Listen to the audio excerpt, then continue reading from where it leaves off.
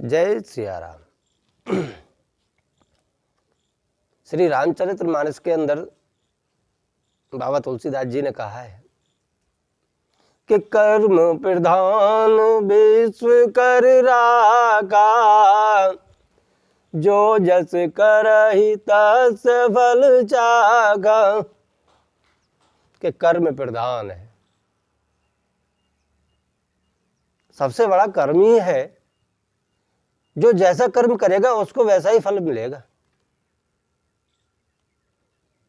क्यों ना आज से हम एक प्रण लेके हम अच्छा ही कर्म करेंगे। और अच्छा कर्म, उसका क्या अर्थ है, उसका भाव कैसा है, अच्छा कर्म किसे कहा गया है, ये अपने विचार करने योग्य है। क्योंकि शास्त्रों के अंदर 3 प्रकार के कर्म बताए गए हैं, मनसा, वाचा और कर्मणा। कि हम मन में विचार करते हैं तो भी कर्म बन जाता है, मुंह से बोलते हैं तो भी कर्म बन जाता है, और हाथ से करते हैं तो भी कर्म बन जाता है। हम जैसा करेंगे, जैसा विचारेंगे और जैसा बोलेंगे, वो कर्म में ही आता है।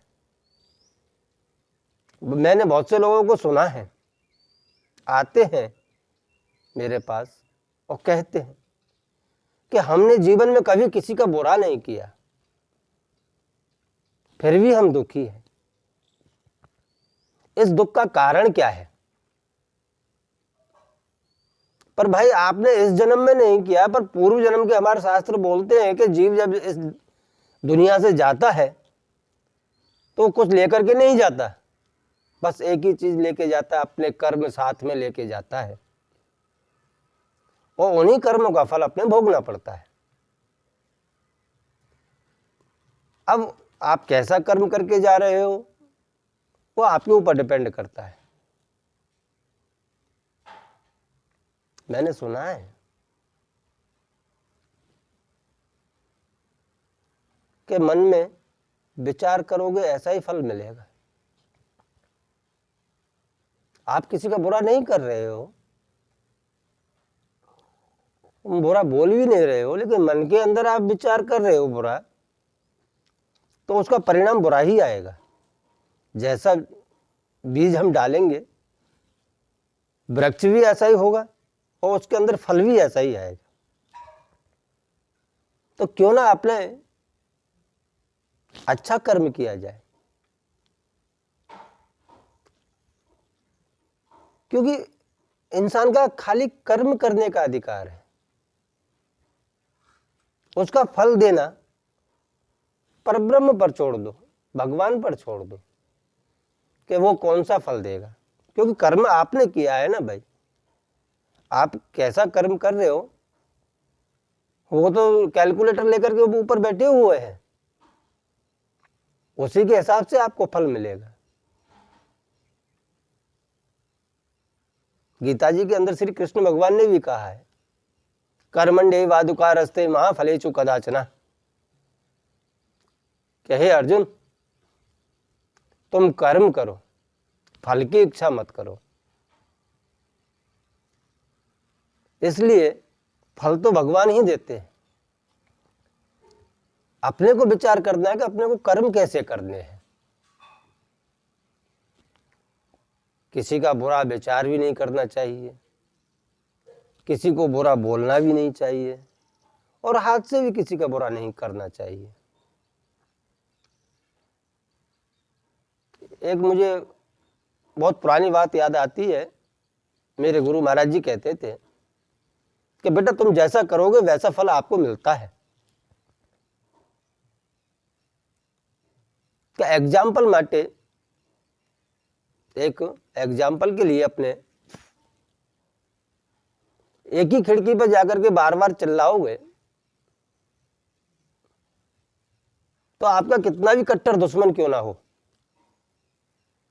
1 दिन 2 दिन 3 दिन 10 दिन आप वहां पर जाकर के पुकार करोगे तो आपको उत्तर मिलेगा। अब ये आपके ऊपर है कि आप कैसे पुकार करते हो। किसी को प्रेम से बुलाते हो या किसी को दादागिरी से बुलाते हो, उसमें से फल वही मिलेगा जिस भाव से आप बुला रहे हो। जैसा अपना भाव होगा फल भी ऐसा ही मिलेगा। अगर आप प्रेम से बुला रहे हो तो आपको उत्तर प्रेम से ही मिलेगा, और आप दादागिरी से किसी को बुला रहे हो तो उसका भी उत्तर दादागिरी से ही मिलेगा।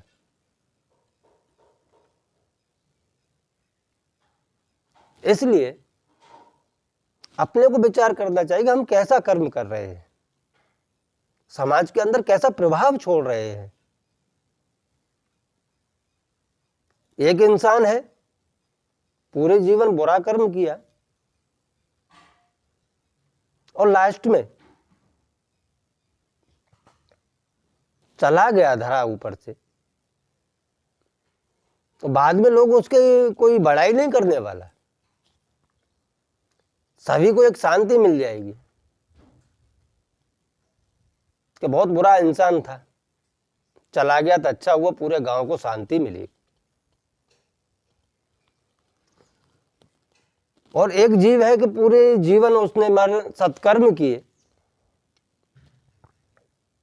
अच्छे कर्म किए, और वो 100 साल की उम्र करने के बावजूद वो इस धरा पे से चाहता है, अपनी पूर्ण उम्र होने के बाद जाता है, फिर भी अपना ऐसा प्रभाव छोड़ के जाता है कि लोगों के मन के अंदर विराजमान रहता है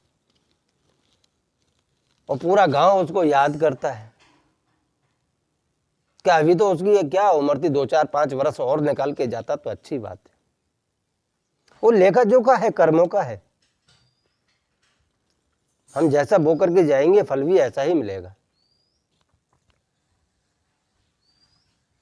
इसलिए आज से विचार करें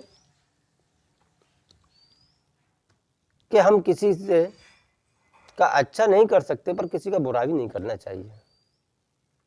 वो भजन भी मुझे बहुत याद आता है, कभी कभी मैं गाता भी हूं कि भला किसी का कर ना सके तो बुरा किसी का मत करना। आज कर्म के विषय में जो हमने जाना, आगे की वीडियो में भी ऐसे ही जानेंगे। जय सिया राम, जय रणजीत हनुमान।